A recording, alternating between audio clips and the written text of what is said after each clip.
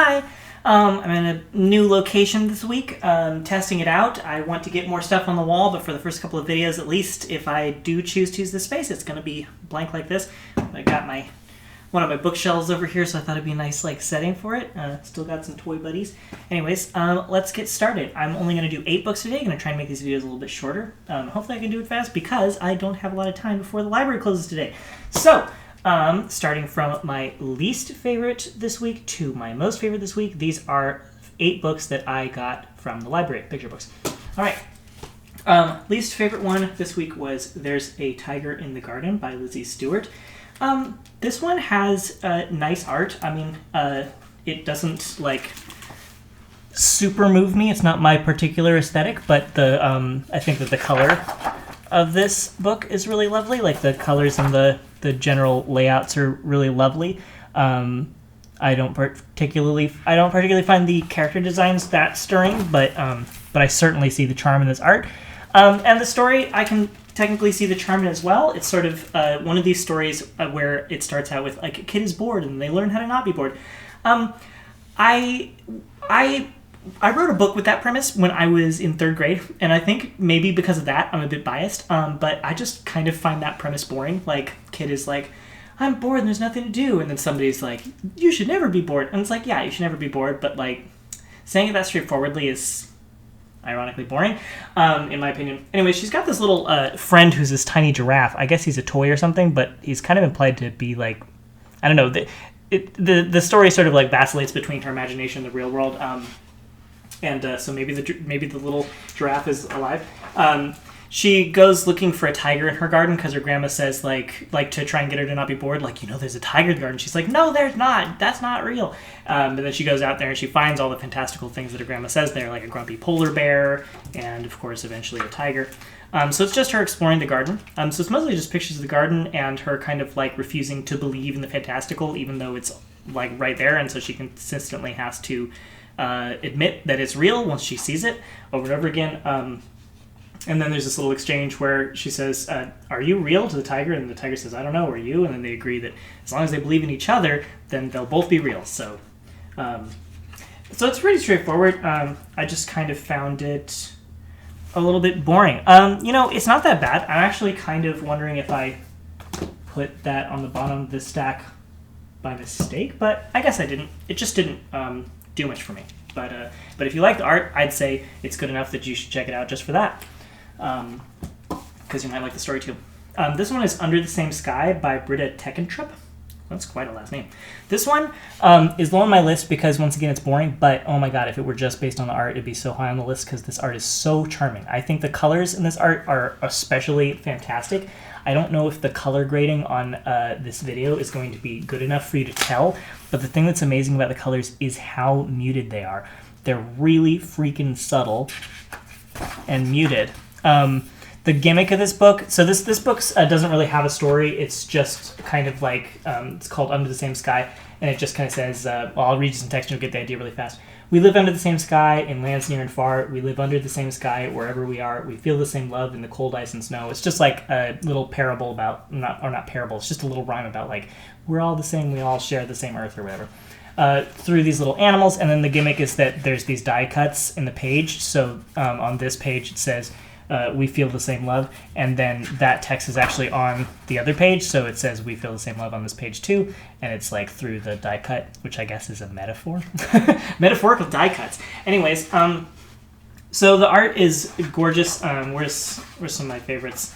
It's just the color is just so crazy muted. Look at this, this, you can't probably tell, but this isn't gray. It's this almost gray pink, it's really, really muted and subtle, and the colors are just really interesting. Soft, low contrast, and very low brightness, and so they're gorgeous. But there's no story to speak of, and it's we face the same storms, we dream the same dreams. This picture is nice. I like this one, but not anything for me to grasp onto story-wise. Okay. This one's called Miguel Tonko, Count on Me. It's Count on Me by Miguel Tonko. And This book is fine. It just felt like half a book. It felt like it was like gonna be a story, and then it just like ends abruptly, and I was really surprised. So it kind of was weird for me because of that. This girl lives in a house full of people who have all these passions. Her dad's a painter, and that's cool enough. But look at this. Her mom's an entomologist. I don't think they use the term entomology. They just say my mom has another one as in another passion. But look at those cool bugs. So this is my favorite page. And my brother loves music. And then she's like, there are all sorts of activities that could be my passion. I've tried them all, but they just aren't for me. And she tries all these different activities. There's one thing I really like, though, math, right? So she likes math, and she can see it everywhere. So she does some fractals in the trees and geometric shapes in the playground. She kind of just says that. When we go to the lake, I skip to see stones in concentric circles. And then so basically she just talks about different places where you can see math, and it all just feels kind of like a list of examples to me. I mean, that's what it is. We live in a world full of shapes. I like to play with them. It's fun for me to find the perfect curve and solve difficult group problems. And then I thought like something was going to come of this. There was going to be a plot, but she just says, I use math every day, and I know that my passion can be hard to understand, but there are infinite ways to see the world, and math is one of them. The end. And then there's this little section where it talks about the math, and it's fairly like complex concepts about fractals and basic polygons and concentric circles and types of curves, all of which were presented in the story.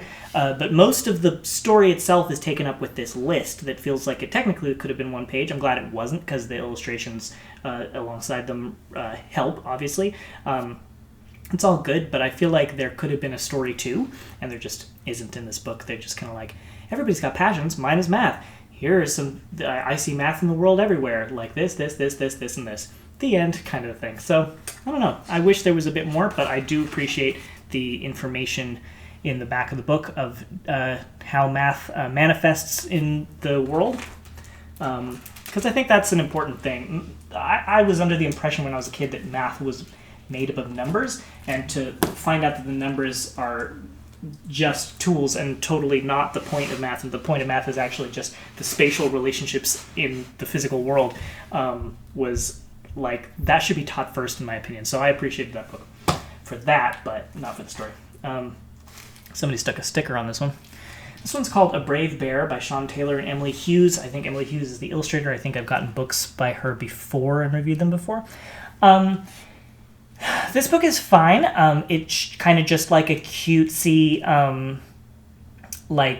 dad and son hanging out, slice of life story. So I think if you were looking for if you were a dad looking for a book for your son, maybe this would be a good one. It says in memory of Tove Jansson on the front, which I thought was interesting, whose Moomintroll and friends started a party in my imagination. So I guess this person credits their writing career to the inspiration of Tove Jansson. It doesn't really come across. I guess they draw some nice forests, so there's that. But that's not the that's not the author. That's the illustrator who isn't crediting Tove here. Anyways, it's really just slice of life basic story about these bears trying to get to the river and having a sunny day in the summer. The kind of weird, I guess, through line through the book is there's this repetitive thing where they say, I think a pair of hot bears is probably the hottest thing in the world, and then later they say, I think a pair of jumping bears is the jumpiest thing in the world, and that's what they say. And then I think a pair of wet bears is the wettest thing in the world. I don't really, it doesn't really connect to the story so much. It's just like a cute thing that the kid keeps saying and the dad keeps saying.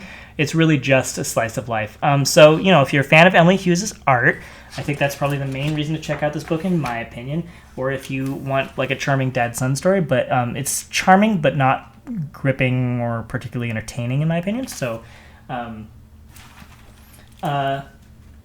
don't know. It was mostly nice for the art.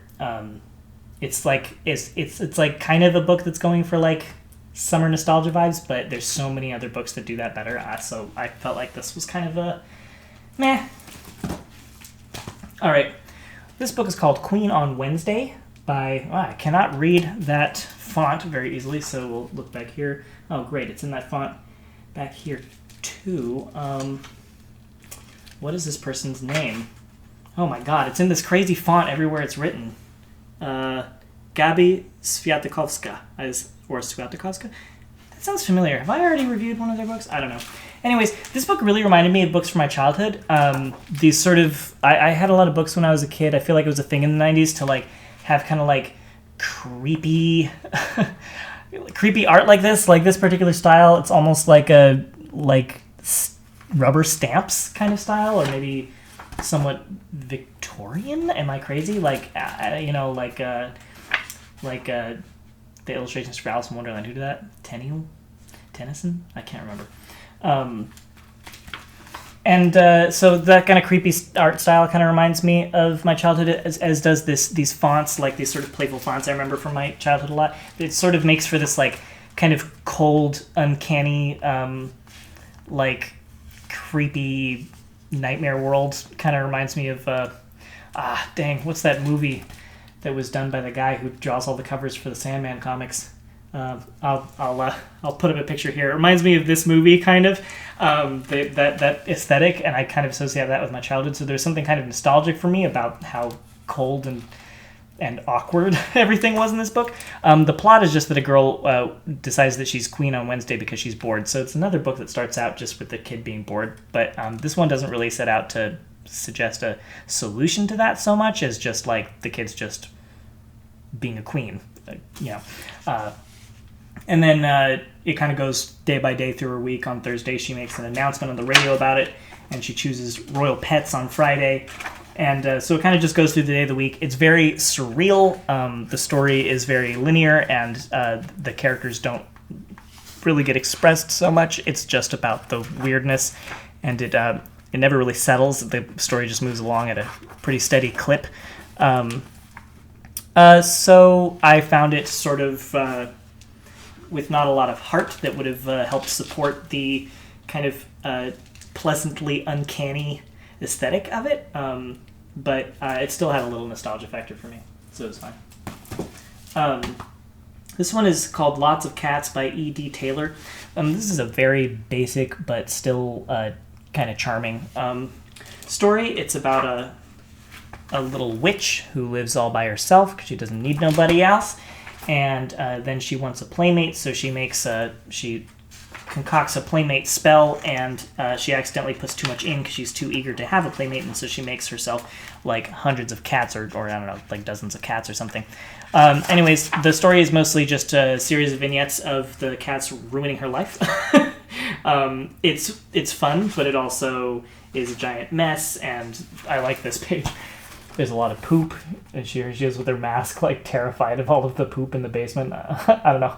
I appreciated the effectively scary atmosphere of this page. And so she vacuums, and that gets rid of them. She's like, I know how to get rid of them, and she vacuums, and they'll go away. I thought that was cute too. So cute moments like that. It's just got this like very colored pencil kind of style that's kind of nice, but mostly just these warm colors are nice. This one reminds me of that book Woggle of Witches that I grew up with. It's got kind of similar art style to that, I feel, in some ways. And then she ends up missing the cats as she gets rid of them, and then they come back to her after she spent some time looking for it. So, basic, straightforward, a little bit boring, cute, long broom for all the cats. I don't know if you can say that. But, a charming little, just going along, like, once again, just a very linear story, kind of predictable story where, she gets rid of the cats and then she gets them back. I don't really know what the point was, but I don't really need books to have a point, but it didn't particularly excite me that much, and that's kind of the deal with most of the books in this particular batch. They're just not that thrilling. Okay, The Seedling That Didn't Want to Grow. Okay, so these last two books are the ones on my list that I would say I liked. The other ones were kind of middling to negative reviews, I would say. But this one is, first of all, here we have a book where, like, right off the cover, the art is so awesome. And this time it actually is kind of supported by the story. I feel like the art is awesome and the story is good enough to meet up with the art. This is by Britta Teckentrup, which is the same artist as which other book here? Britta Tekentrap as the Under the Same Sky. So this is the same person. This one, they actually have a story. Thank goodness. The Seedling That Didn't Want to Grow. I love the typography on the cover here with this big text and the little text and just that font and the color of it, and everything's so great about this to me. I really should raise this up. This isn't really a great location for recording, huh? Oh well, we're getting at least 2 videos like this. Anyways, continues to be gorgeous art. I'm so glad that this book is so big. I really like how big it is. It really gives me a sense that I get to look at this art and pore over it. This is a book about it being springtime and a couple of adorable and also pretty anatomically correct bugs find a seed, and it's growing in the undergrowth where there's not a lot of sun, so it struggles to grow, but slowly and surely it starts to grow. And so the story is actually just following this plant as it winds along through the undergrowth trying to find sun, and all of the animals from the undergrowth look after it and follow it and try and clear a path for it, and it's really adorable.